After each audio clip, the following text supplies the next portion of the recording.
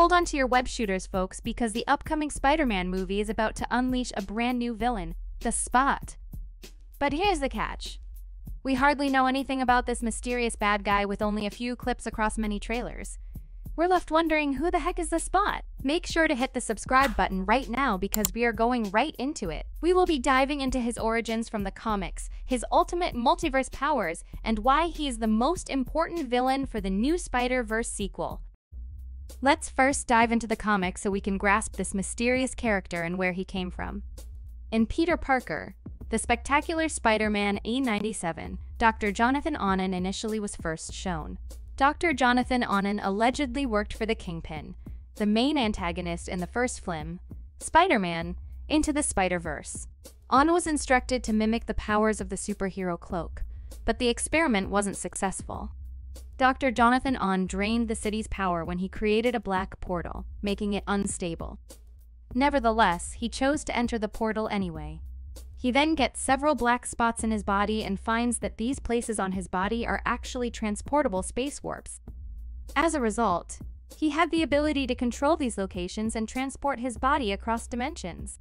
After discovering how powerful his ability has made him, he finds his way back to Earth. On his return to Earth, he squares off against Spider-Man and the Black Cat. In addition to opposing Spider-Man, he may appear clumsy, but he is actually rather strong. There are stories of him where he trapped the Fantastic Four in the negative zone.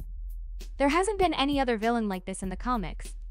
So now that we know that Spot got his powers from a failed experiment, let's find out what his powers do in depth and how he will use it to break the multiverse. He is ultimately the most powerful villain in the sequel thanks to his abilities.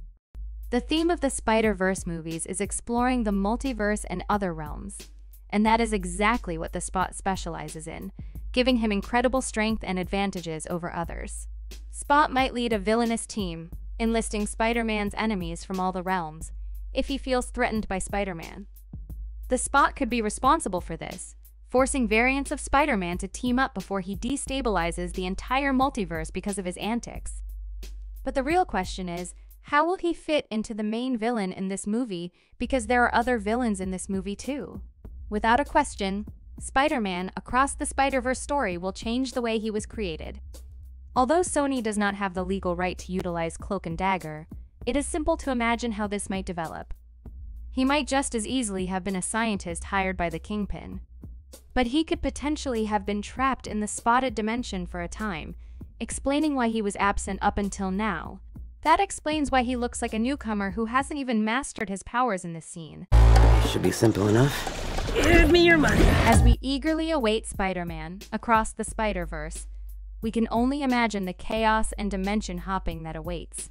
Stay tuned for more exciting updates and in-depth analyses by subscribing to our channel.